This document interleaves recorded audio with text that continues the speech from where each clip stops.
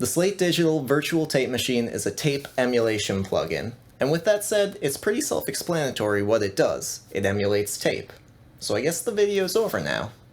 No, I'm only kidding. See, as producers, we have more important questions than that, such as, what does it sound like, and is it worth spending the money on to add to my collection? So let's dive into the box and take a look.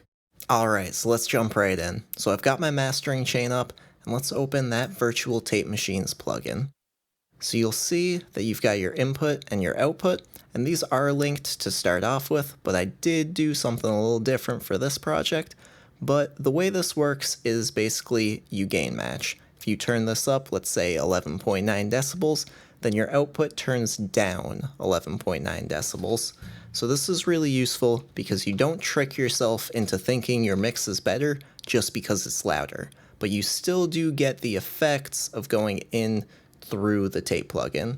And this is actually something that I got thinking of because of an Instagram comment I got.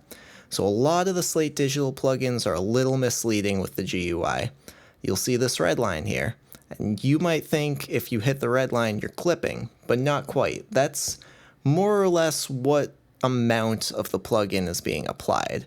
You'll still get that tape character even if you're not hitting the red line, which for most of this track I don't believe I am. But once you hit that red line, you start introducing more saturation, and that adds a little more character to your mix. We've also got your biases, which high, normal, and low. So this is basically what the plugin prioritizes to get saturated. If you have it set to high, then your high end gets saturated more. And similarly with your low end gets saturated more. Normal just keeps it completely even, so everything gets an equal amount of saturation. You've also got your machine type. The two options are the 2-inch 16-track and the 1/2-inch 2-track. So I'm using this kind of incorrectly here. Typically in a real studio with real analog gear and a real tape machine, you would see your 2-track being your master. For this particular project though, I thought the 16-track sounded better. So this is typically meant for individual tracks, which you absolutely can use this plugin on and it sounds fantastic. But you'll notice with the 16-track, you get more of that high-end sound, a little more brightness to your whole track. So what's nice about a plugin is you can kind of break the rules and not do what's typically done in studio if that's the sound you want.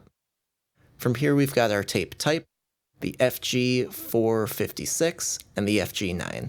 So you might start noticing a theme here. The FG456 is a lot brighter sounding. There's more high-end definition, where the FG9, there's more low-end definition. So typically with this plugin, if you have your knob switched up, then you get more high-end, and down, you get more low-end. Last but not least on here, we've got our speed. So this is how fast the tape would physically move, measured in inches per second. So with 30 IPS, like I said before, you get more high-end definition. With 15 IPS, you'll get more low-end. Basically, when the tape is moving slower, it doesn't pick up as much detail, so you'll have less clarity from 15 IPSs, but I like to use this on basses or even kicks. It gives you more of that fat sound. So we've also got our groups, which a lot of the Slate Digital plugins use. Basically, if I put this in group 1 and I put another track in group 1, anything I do to this is going to be done to that other track. I don't use this a lot personally, but I can definitely see where it'd be pretty useful. Moving up here, you've got your settings button. So in settings, we've got noise reduction, which I typically reduce pretty drastically. Wow and flutter, which is it's kind of an odd characteristic of tape. It's not supposed to happen. Basically what wow is when the tape actually slows down more so than it should, and flutter is the opposite, when it speeds up more than it should. And what this does is it actually time warps your track a little bit. So the more of this you have, the more of that groove you get, the more of that kind of human feeling of speeding up and slowing down you get. It can be really cool to add a lot, and typically in a real studio, if you're getting a lot of wow and flutter, there might be something wrong with your tape machine. but it's not always a bad sound. Sometimes I'll turn this up all the way to 100% and it still sounds great. Lastly, we've got our bass alignment, which is basically just a bass booster. Over here, you can also auto-mute your hiss because tape machines do have hiss that comes with them, and the VU ballistics is just how fast your GUI up here moves. So let's hear what this track sounds like if we bypass this.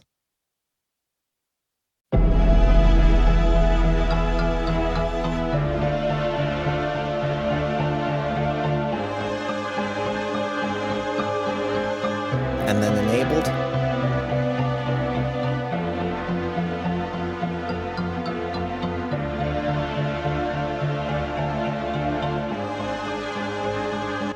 So you'll notice it's not a massive difference, and with a lot of these analog plugins, you don't need a massive difference.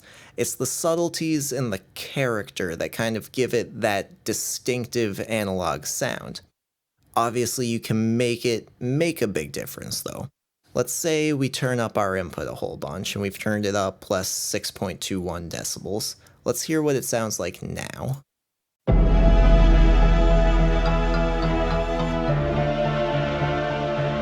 We can even turn that up more.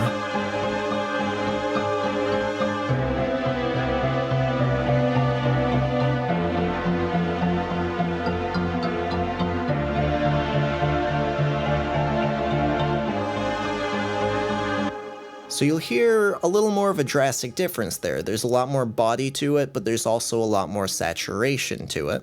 Sometimes that's what you want, sometimes it's not, and that's why you have options like this, because you can make it sound exactly the way you want. And again, just because of the misleading GUI, this actually had me a little mixed up at first. That red line, even though we were pinned at the end, does not mean we're clipping. We're not actually clipping in our DAW until that lights up. So who would buy a plugin like this? Basically, any producer looking to get that classic tape sound could use this. So this isn't something you're going to use while mixing. This is something that you would add either at the very beginning or the very end of your mix. A lot of people really like plugins like this, myself obviously included, and it seems like it's really a trend right now to emulate that tape sound, so I would highly recommend this plugin. So all in all, is this plugin worth getting? I would say absolutely. It adds a lot of character and a lot of feeling to your sound with just the click of a couple of buttons.